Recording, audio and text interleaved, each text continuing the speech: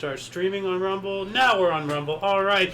Good morning or good afternoon. Hello and welcome to Weekly Recap AKA W.W.R. This show is a dive into the odd, obscure, bizarre, in other words, for strange world of notable events, weather, and sports. I'm Xander. Golden Loon. And of course, UVRU. Today is Saturn's Day, aka Saturday, April 19th, 2025. So let's jump into the news today, shall we? As soon as I find what tab is what, I am at a loss. I have too much stuff going on up here. All right, let's see here. Let's bring this down here, and then we go over here. First, from Oddity Central, China to inaugurate new world's highest bridge. All right. The Huaijing Grand Canyon Bridge, spanning 625 meters or 2,051 feet above the Baipan River, in China's Guizhou province, is set to become the world's highest bridge upon completion in the second half of 2025. The mountainous province of Guizhou is well known for its complex terrain and the incredible bridges traversing it. Guizhou is home to more than half of the world's top 100 highest bridges and has set the record for the world's highest bridge more than once. This year, the Chinese province will once again claim the record for the third consecutive time. The first was in 2003 with the Baipan Bridge, became the first suspension bridge in the world to surpass the 1,000-foot height threshold.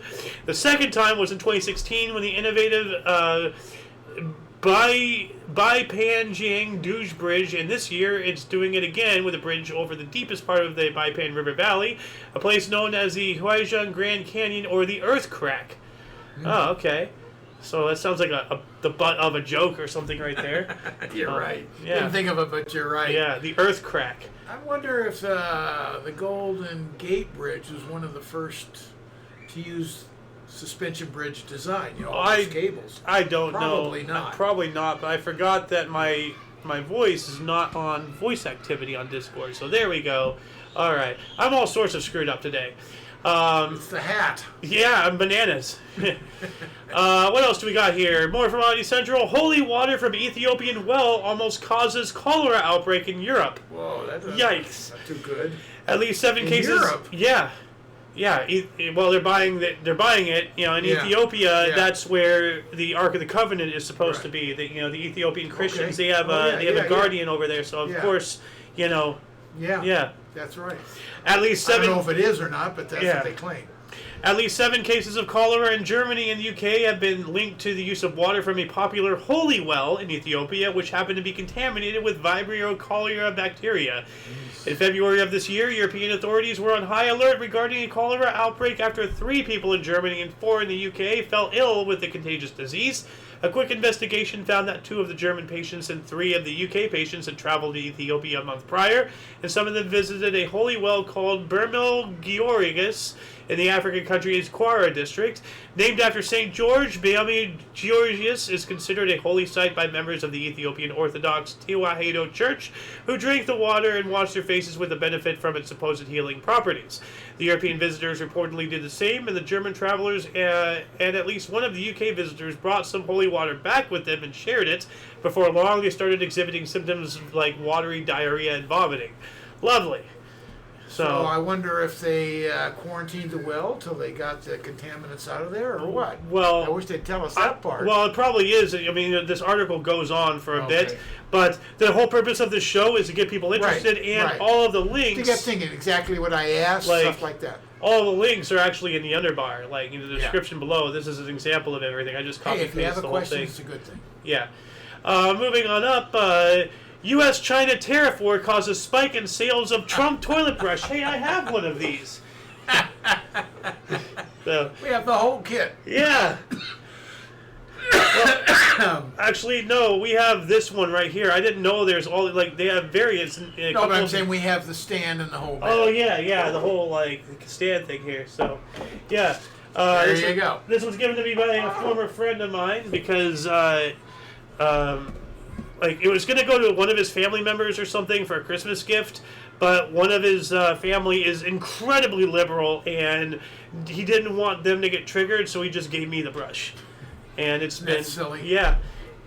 So, a Chinese-made toilet brush designed as a parody of U.S. President Donald Trump has seen a massive spike in domestic sales as a result of the tit-for-tat tariff war between China and the U.S. So people... I know, that's the irony of it. Made in China. Going to be taxing that baby if it comes in now. Well, I mean, our Trump cups were made in China. The ones, the ones we got for free when we joined up True Social. Yeah. Yeah, so... The yellow Trump toilet brush isn't new. It dates back to the U.S. president's first term in office back from 2016, when Chinese factories were churning out all sorts of Trump-themed products because of his popularity, both in China and in the U.S. A lot has changed since then, though, and today, many Chinese are buying the funny toilet brush as a way to ridicule the U.S. president after he set massive commercial tariffs on Chinese goods. Chinese media is reporting a significant increase in Trump toilet brush sales as part of a trend called Yiwi's counterattack. I'm pretty sure, like, he has to be getting some money, so, like, he's just so. It's his likeness. I know, but he's also a public figure, so that changes different rights and stuff. Maybe. I don't know. But man, dude, like, look at all that. That's hilarious. I didn't realize like, even so many varieties. Like, as you're reading that at the end, I wonder if the Chinese people blame us for the tariffs or blame the Chinese government. Well, what I find absolutely stupid is like all these people, not just China, but in Europe and everything, everybody's all pissed off about our tariffs. It's like, well, what about the tariffs that you had on us? Yeah, well, that's the whole point. You know, like you're just a bunch of children. You know, like. Everything's fine until we do to you what you're doing to us, and then you're going to cry? Screw you. We're being hollowed out for the last 50, 60 years. Yeah. So enough already. Yeah. You know, we've got to take care of our own. Moving on up. Man makes up bomb threat to prevent girlfriend from leaving on exotic cruise without him. Wow. A teenager, so... Bomb cruise for the ship, I assume. Yeah, well, a Michigan teen was recently convicted to 8 months in prison for reporting a false bomb threat on a cruise ship to prevent his girlfriend from going on a cruise without him. In January of last year, 2024, a few minutes after the Carnival Sunrise cruise ship left the port of Miami, Florida, for Jamaica, Carnival Cruise Lines received a mysterious email that read, quote, "Hey, I think someone might have a bomb on your Sunrise cruise ship," end quote. This simple one-liner set in motion a costly security operation that involved both the U.S. and Jamaican Coast Guard and the thorough search of the Sunrise's more than 1,000 rooms. After several hours of delay, the Sunshine was able to continue its journey to the Caribbean, or Caribbean, whichever one you want to pronounce. But that wasn't the end of the story. Authorities managed to trace the email to a 19-year-old man in Michigan who later admitted to reporting the false bomb threat, claiming that he was trying to prevent his girlfriend and her family from going on the cruise without him. What a piece of crap. Guy's an idiot. Yeah, well, idiot. I mean, you know, like, we now have an entire generation that has grown up with the internet as part of their life. And with the whole, faceless anonymity, people just talk and say crap that they wouldn't say in public because they think because it's the internet. So now they have this twisted mentality, and, let me tell you something, Jack, that's not how the real world works. So, and he figured that out. It's an obvious reason. People say stuff on here that they would never say face to face. Oh, yeah. Yeah, and that's what makes them cowards. So, moving on up. Woman fakes muteness for 16 years to collect disability pension. Wow. Mute? She can't talk or something, okay. Yeah, so... I don't know if you mispronounced mutiny or not, is what I was saying. Well... that's surprising in itself, considering how, the fairer gender likes to just, go on and on and on and on. Okay. And on. So. A Spanish woman who has been claiming disability pension for an inability to speak following a work-related incident 6 years ago has been exposed as a fraud by a private detective. Good. And she needs to pay back every cent with interest. Hang her up by the thumbs, I hate this crap. Make an example.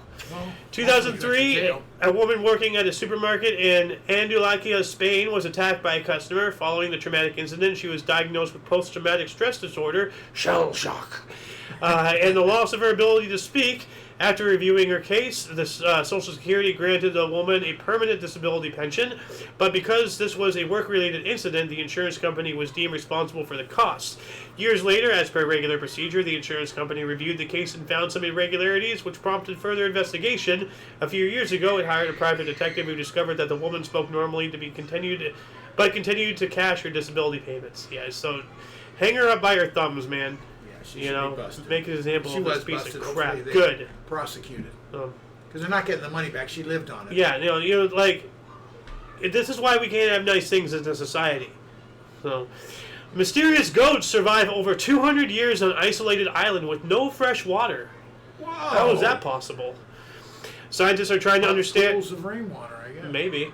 Scientists are trying to understand how a herd of goats not only survived but thrived on an isolated island in northeastern Brazil for over 2 centuries without any known freshwater source. Oh. It is not clear how exactly the goats originally wound up on Santa Barbara, but one of the 5 volcanic islands that make up the Abrolhos archipelago, about 70 kilometers from the coast of Bahia, but scientists believe they were brought and left there by colonizers.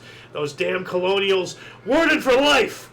Livestock like goats, pigs, and poultry made for a reliable food source, but they were usually left behind when colonization failed.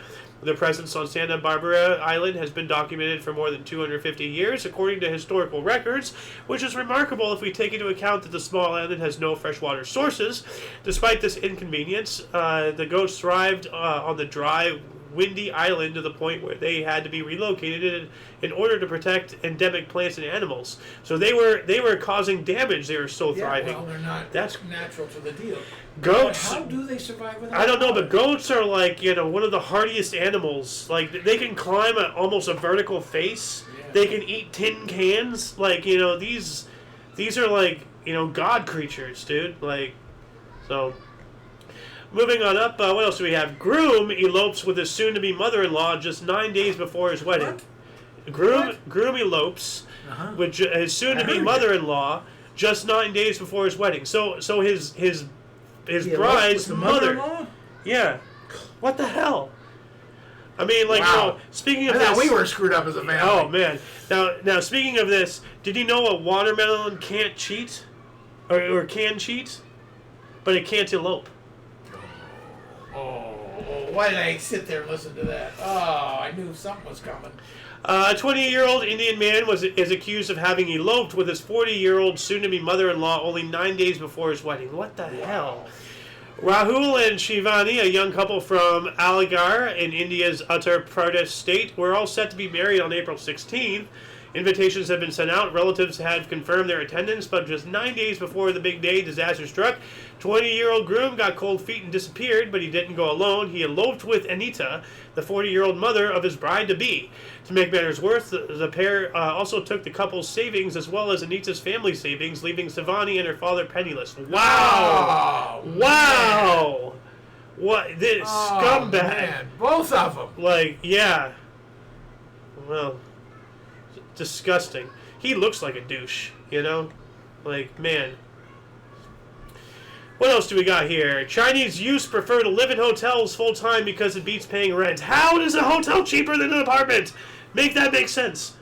Explain it to me. Like, we've talked about this before. It's just like, aren't hotels expensive? Like... Well, this is China, right? Yeah. Okay. You don't know what they have. True. I know Japan has, you can rent a cubicle, and they're all stacked on top of each other. You can rent cubicles. Yeah, those by the little day. pods. So I don't know what they're talking about. Yeah. Well, it says here an increasing number of young adults in China is opting to live in hotels full-time because it is more cost-effective and more convenient than renting or buying a home. Last year, they wrote about a family of 8 living full-time in a luxury hotel in Nanyang, China's Henan province. We did speak about that. Their story made international news headlines at the time, but it was anything but unique. In reality, a growing number of people are negotiating long-term stays in hotels all across the country because it is not only cheaper than renting or buying a home, but it beats having to deal with landlords, signing dodgy contracts, and even having to pay utilities or do any kind of cleaning. The biggest drawbacks are not being able to redecorate or cook, but for many young adults in China, those are not deal breakers at all. So, oh, that's wild. Yeah, man, just hotel. Yeah. That is crazy. Like, I can't conceive. Like, because if that's a thing, then why are apartments and real estate even an industry? You know? There, don't forget, they have entire cities that are unoccupied because they just overbuilt everything. So I don't know if that ties into it. Yeah. More from Audio Central. This one's wild. Granny sentenced to 4 years in prison for hitting granddaughter on the arm with a slipper. What? A slip? Oh my God! Where's this again? The fluffiness. I cannot handle it. An 80-year-old woman in Turkey risks spending over 4 years behind bars for hitting her 18-year-old granddaughter on the arm with a house slipper during an argument. Wow. Okay, this is ridiculous. AC Kayten lives with her granddaughter Viral in the Toprak neighborhood of Denzil in southwestern Turkey.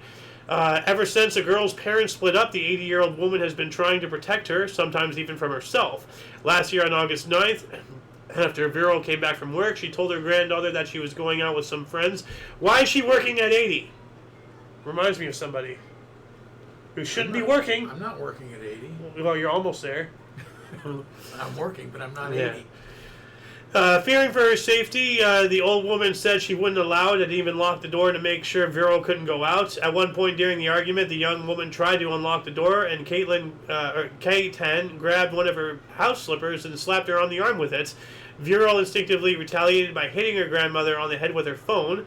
Oh, that's a little different. Wow. Caitlin started bleeding, and the frightened girl forgot all about partying and called an ambulance. Little did they know that what they started as a family feud would eventually turn into an international news story. So wait a minute, how come the grandmother is getting 4 years for a slipper assault, yet the daughter attacked her with a phone and caused her to bleed? What the hell? This is even worse. We don't know what she got, but they are, I guess, looking at it that she started the fight with a slipper. But geez, dude, come on. I've heard what Hispanic mothers do to their children with the chocolates and everything. I mean, that's chocolates. That's their flip flop. Oh. They're lethal. Hispanic mothers will beat their kids to the point of death to get the point across. So, did somebody join in here? Somebody is in here. Oh, Goose, how you doing, man? Hi. Welcome to the show. Thank you. Yeah, moving on up. New antiviral chewing gum could help prevent flu and herpes infections. What? That's pretty cool. Yeah, well, at the same time, with how everything's going with Big Pharma, I'm always concerned about what's in a pill, what's in a syringe, what's in chewing gum now. Prevent something. What else? I mean, I knew somebody who had vitamins in their vape juice, so they inhaled their daily vitamins. It was crazy. But what else is in there? So scientists from Finland and the United States have developed a special type of chewing gum that can trap and neutralize some influenza and herpes viruses. When asked to think about the best thing to fight the flu and herpes with, most people probably wouldn't say chewing gum. Yeah, I just say, OJ, vitamin C, multivitamin, plenty of bed rest, take a shower every day, keep yourself clean. Don't forget zinc. Zinc, don't touch your face. But according to a new study published in the Molecular Therapy Journal, the Humboldt chewing gum could prove extremely effective at fighting off certain viruses. A medical-grade gum made primarily from Lab, that's a weird name, has been Lab bean powder ground from the seeds of the Lab perpetuus species. Okay, so it's the name of a plant. Which contain a natural viral trap protein called frill, has shown great potential in neutralizing certain types of viruses, including influenza and herpes-causing viruses in lab tests. So, all right, if you're a gum chewer out there, now you can antivirus. That's pretty cool, Yeah. But what about people with no teeth? Well, Or people with potentially destructible teeth like yours. You don't chew gum. Are you even able to chew gum? of course I'm able to. Okay. I have never liked to chew gum ever. Yeah. Kid, otherwise, never liked it. Yeah. If I'm chewing, I want to be. True. Scientists discover tree that thrives when struck by lightning. Okay. Sounds rather shocking to me right there. There you go. Lightning kills most of the trees it strikes, but scientists have discovered a tree species that not only survives lightning strikes, but thrives as a direct result of them. For the longest time, there is a consensus in the scientific community that lightning can only have negative effects on trees. In the best case scenario, a struck tree barely survived. In the worst case scenario, it was blown to smithereens. But as scientists keep venturing into uncharted territories like the Amazon rainforest and gathering data on new species, theories about lightning-resistant trees began to appear. However, it wasn't until about a century ago that evidence of such super trees was discovered. Today, scientists know of at least one tree species that not only shrugs off multiple lightning strikes in its lifetime, but it actually attracts lightning and uses its destructive power to kill surrounding trees and hog all the sunlight and surrounding nourishment for itself. That is amazing. Nature is awesome. Because as you were reading it, I'm going, how do they get struck by lightning? And well, they have some kind of, they attract lightning strikes. And they withstand it, but it causes the neighbors. So, like, utilizing, like, outside forces for warfare. Yeah. And, like, people don't realize that that plants, like, it's a battle. Go out into, it's a war. It's a genocide. Like, go out into any garden, you'll see bushes and everything all intertwining. That's not because they're hugging. They're trying to stifle each other off. It's survival. They're fighting. Survival of the fittest. Yeah, it's a constant war. Yep. So, that's wild, though. Moving on up, this one's kind of gross. Man develops fungal lung infection due to dirty sock smelling habit. Ugh. Jeez. Serves him right. What a sicko. Yeah. A Chinese man who had developed a habit of smelling his dirty socks after wearing them for a whole day has been diagnosed with fungal lung infection. Yeah, serves you right, you sicko. A middle-aged office worker from Chongqing, whose name was not revealed by the media, let's just call him Sock Boy, was recently admitted to the Southwest Hospital of the Army Medical University with a persistent cough. The man told doctors that his cough had worsened in recent days despite taking cough syrup and that his eyes had become bloodshot, which prompted him to seek medical assistance. After conducting CT and MRI examinations, doctor found suspicious shadows in his lower right lung, and subsequent bronchoscopy showed that the patient suffered from a fungal lung infection caused by Aspergillus infection. Upon questioning him about the possible causes of the infection, the doctors learned that the man had developed a habit of smelling his own dirty socks. Gross. Gross, gross, gross. Yeah. I wish they would tell you if it was treatable and it was... Well, there was more to the article, but I'm not going to read the whole thing. No, that's fine. Now, let's not get any ideas with this one. A father-son duo defrauds 100 restaurants in 3 years using the same technique. What? Yeah. A 48-year-old man and his son, 18, were recently arrested for reportedly defrauding around 100 restaurants in France's Toulon region in the last 3 years using a very well-thought-out tactic. Skipping out on the bill at a restaurant isn't exactly unusual, but doing so about 100 times in the span of 3 years definitely is. On April 3rd, police in Toulon, France, arrested a 48-year-old man and his son on suspicion of defrauding dozens of eateries in the region by leaving without paying the bill. According to a recent investigation, the father-son duo had been using the same tactic successfully for 3 years, posing as average patrons who simply didn't have any cash on them and whose credit card didn't work. The father would apologize for the inconvenience and leave his ID or social security card as collateral until he returned to settle the bill, only he never came back, opting instead to declare his card stolen and have it reissued. Wow. Wow. Wow. Dude, this is why we can't have nice things, because, if somebody actually does run into that problem, now they can't do it. Asshole. Screwing everything up for everybody else. Hang this guy up by his thumbs and his son. Yeah. Awful. Yeah. You think you're getting away with something? Well, restaurants are paying for that. Yeah. It's not free. No. Just because you get it free, you just cost somebody else. Yeah. Let's see here. 14-year-old whiz kid develops AI-powered app capable of detecting heart disease in seconds. Well, that's all cool and all until the AI decides to not do it, and then gives people false reports, and then people die. Wait a minute. What does that mean? 14 He develops what? A 14-year-old developed an artificial intelligence-powered application for a smart device capable of detecting heart disease in seconds. Yeah, okay. I don't know That's how. what I thought it must mean, but I wasn't getting that out of what you read. Okay. So, Siddharth Nandiada, a 14-year-old teenager from Dallas, has developed an AI-powered smartphone app called Circadian AI, which can detect heart disease within 7 seconds based only on sound. It's safe to say that Siddharth Nandiala is not your typical 14-year-old.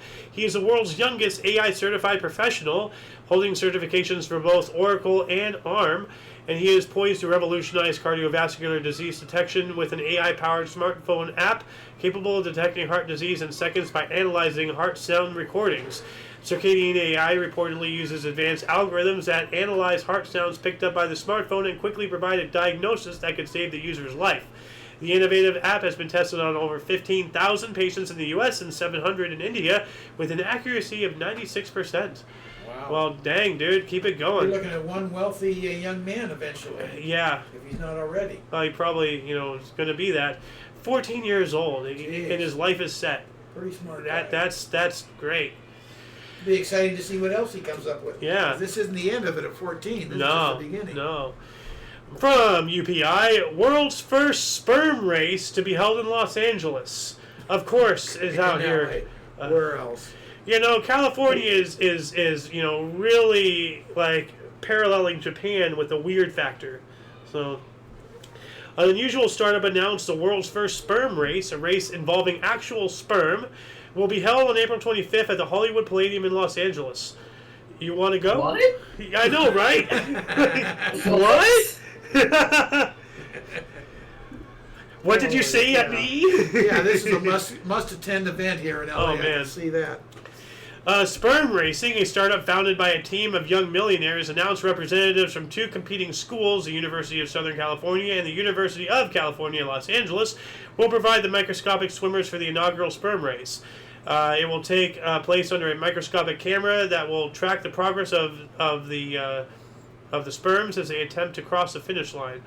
The startup said that there will be 3 races held to determine the overall winner, and play-by-play commentary will be provided during each heat. There will also be insistent replays, leaderboards, and betting through approved partners.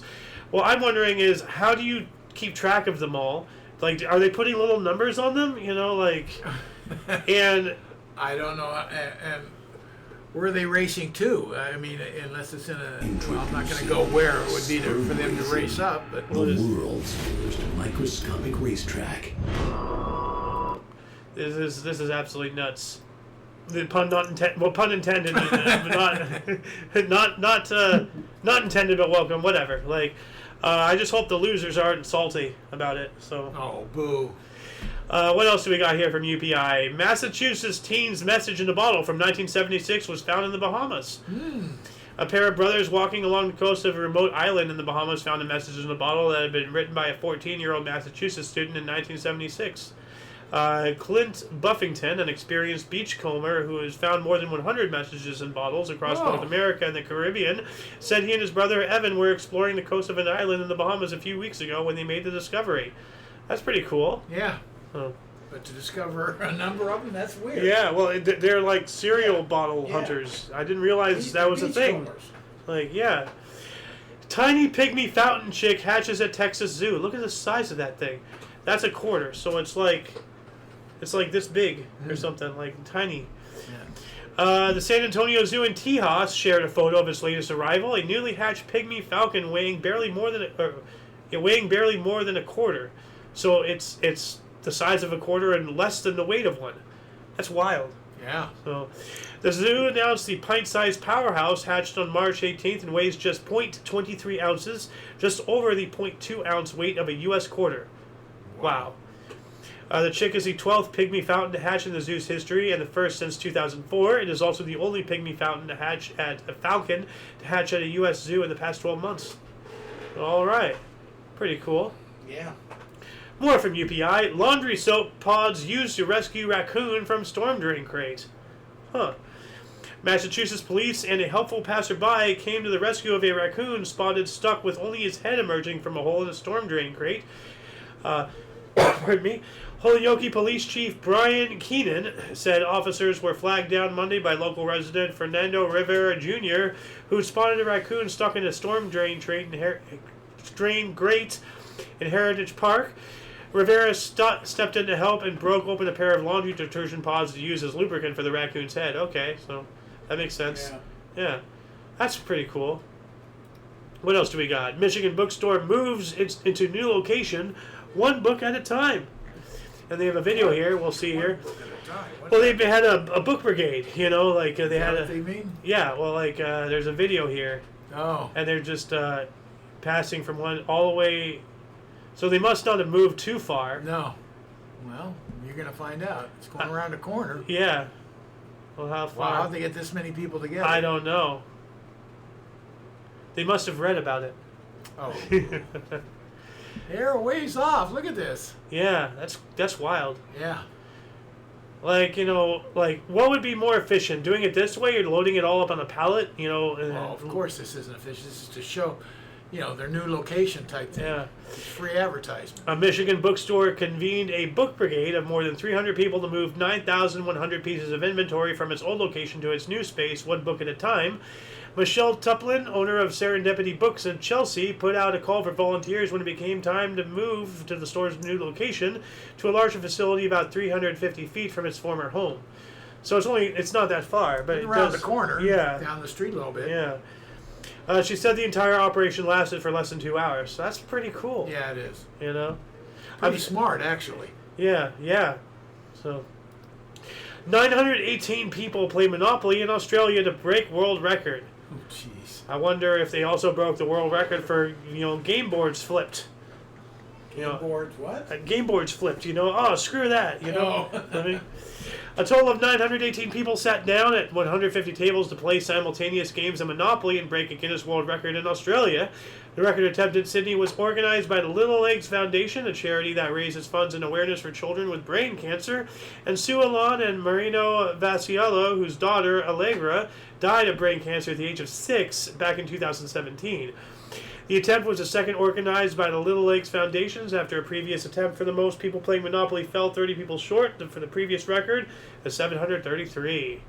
Well, I hope they got the record. That's pretty cool. So, a quick video just showing this here. That's probably copywritten, so I'm gonna mute that. But yeah, pretty cool. Yeah. Like, I hate Monopoly, but this is a great way to. Yeah, well, nobody is. So, what else do we got here? More from UPI. Petition to rename airport for Dolly Parton amasses 51,000 signatures. Wow. I mean, if anybody should have a name, an airport named after him, it's somebody who can land an airplane on their chest. So, a pair of Nashville creatives started an online petition to rename the city's airport after music legend Dolly Parton and have now amassed more than 50,000 signatures. What about 51? So, as funny as you were, I have to disagree. It's not a good thing to land in the mountains. Yeah. It could be a bit nipply up there. Nipply. Comedian Lydia Pavluk and Goat Song Records comedy label owner Dan Dion launched the Change.org petition in the wake of a failed attempt by State Rep Todd Warner R. Chappell to have Nashville International Airport renamed for President Donald Trump. Oh, so instead of naming it Trump, now they're naming it Dolly Parton? I don't know. Well, this is obviously a political war now. Yeah. So, well, I no longer support naming it Dolly Parton. I never did, but now I have a reason not to. Why do you care, one way or Well, another? because this is just done out of anger. So, yeah, sick. What else do we got? Crosswalk buttons hacked to play hoax Musk Zuckerberg recordings. I gotta listen to this. Several cities on the peninsula appear to have been hacked. They're now playing prank messages using voices that sound a lot like Mark Zuckerberg and Elon Musk. KTV's Betty Yu has details on this high-tech hoax from Redwood City. Hi, this is Mark Zuckerberg, but real ones call me the Zuck. It's normal to feel uncomfortable or even violated as we forcefully insert AI into every facet of your conscious experience. And I just want to assure you, you don't need to worry because there's absolutely nothing you can do to stop it. Anyway, see ya. This intersection. You don't need to worry. It's unstoppable. I'm going to worry now. Yeah. That's the opposite of effect. I got to hear what Musk says. So that was hilarious. Some believe these sick have headquartered. I have no idea. City officials say the signal operating On with it, barely. Musk. They say money can't buy happiness. And, yeah, okay. I guess that's true. God knows I've tried. Redwood City said. Wow. I mean, deep fakes and AI and all that stuff, it's here. It's not coming, it's here. Yeah, it is. And pretty soon we won't even know like who said what truthfully and The problem is it's here, but give it 10 years and oh my God. Not even 10 years. No, a couple of years, 5 Yeah. years, I don't know. But it's going to be, but it is here, absolutely. Yeah, this is scary. What else do we got here? Zoo elephants form an alert circle during San Diego earthquake. Huh. Oh yeah, we had that, not last weekend, was that? Was that San Diego? It was down in San Diego. It was Huh, 'cause I didn't not feel in any- San Diego. No, we didn't. Yeah, but somebody like- up in it was- Long Beach felt it. So how Well, do they you- feel? They're more north than we are. Yeah, but it depends on how it runs. Maybe true. You know, They're and maybe you the know, it's mountain- more on the coast. But we were 85 miles, 83 miles from it. Yeah. The San Diego Zoo Safari Park shared video of an elephant herd forming an alert circle when startled by an earthquake. The video recorded during a Monday morning earthquake at the zoo shows adult African elephants Ndalula, Umanagi, and Kosi instinctively forming a circle around youngsters Zuli and Mikiala as a ground shook. That is crazy. Yep. Oh. Yep, they do protect their young. Yeah, there they are right there. They That's pretty cool. yeah. I like this news. Oh, and you can see the earth right there shaking. Yeah. They're panicking and now they're walking around and forming a circle. That's awesome. So, what else we got here? 2,461 people take cold weather swim to break world record in Czech Republic. All right. But I wonder what the occasion is. Just to get them together? Is Just that Czech freediver David Valenci organized the March 1st attempt at Most Lake, where the water was measured at below 50 degrees. That's cold. Ooh, Guinness World Records confirmed the bathers took the record from 1799 cold weather swimmers who took the plunge at the 11th Ice Swimmers Convention in Poland in 2015. Ice Swimmers Convention. Yeah. I know New Year's Day is a biggie. Or is it New Year's Eve? New Year's Day. New Year's Day, The yeah. Polar Bear Club. Yeah. So, something I still want to do, but I don't think I have the guts to do that. So, We've always talked about it, never done it. well, at this point, it could actually like cause some very bad health problems, like you No could get way. shocked to the heart or something. Nah, I don't know. I'm in good shape. Now this one's weird. Vegas Chapel offering Star Wars themed weddings for May 4th. Oh, May the 4th be with you. I Yeah, get it. Yeah, there So, you go. That's pretty self-explanatory. I don't need to go on No. more about that. This is something that'll interest you. Pickleball enthusiasts play 36-hour marathon to break world record. We got to still look into that thing. Yeah. Get you active and out of this house. Get you active. Both of I'm us. plenty active. Well, not out of the house. So, Well, I'm not active in the house. neither of us I'm are. active at work. I go to the gym. Come on. Well, you're older. And we You go need for it more. walks. Yeah. A team of 4 pickleball enthusiasts broke a Guinness World Record in Texas by playing 36 consecutive hours of matches. Jeez, how Wow. do you stand up? The team, who call themselves the Pickle Breakers, took on the record for the longest marathon playing pickleball at Pickler Universe in Carrollton and ended their attempt at 36 hours. Their current record is held by a foursome who played for 34 hours, 5 minutes. They couldn't say 4 people. They had to say it this way. 5 minutes and 55 seconds in Britain in September 2024. Evidence from the last attempt must still be reviewed and approved by the record-keeping organization. So we have yet to hear about this. And last but not least, this one's pretty cool. From NPR, Putin calls an Easter ceasefire as Russia and Ukraine swap hundreds of POWs. Oh. Okay, this is pretty cool. If both sides uphold. Yeah. So, and I trust no side, but I trust our side less. So, Russian President Vladimir Putin announced a temporary Easter ceasefire in Ukraine starting Saturday, citing humanitarian reasons as Russia and Ukraine swapped hundreds of captured soldiers in the largest exchange since Moscow's full-scale invasion started over 3 years ago. According to the Kremlin, the ceasefire will last from 6 p.m. Moscow time, or 1500 GMT, on Saturday to midnight, 2100 GMT, following Easter Sunday. So, all right. Here we go. Ukrainian President Volodymyr Zelensky called the ceasefire another attempt by Putin to pay with human lives. Shut up!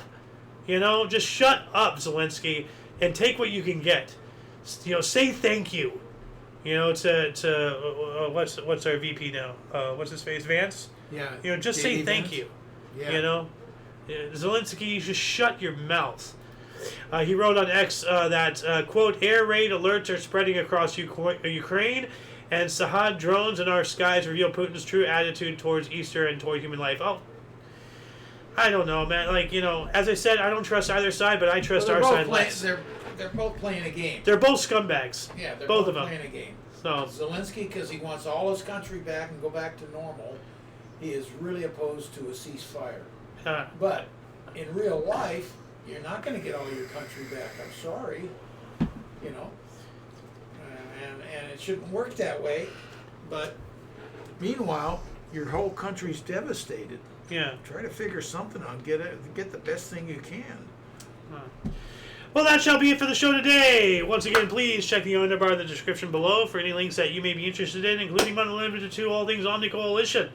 For all of you and all of us, I'm Xander. Golden Loon. Oh, yeah, and we do this show every Saturday at about 3 p.m. Pacific time. And, of course, you are you until you catch us next time, whenever that is, wherever that is. Don't forget to look right and left and rate 5 thumbs and subscribe. Toodles! Where's the thing? And straight here. And here.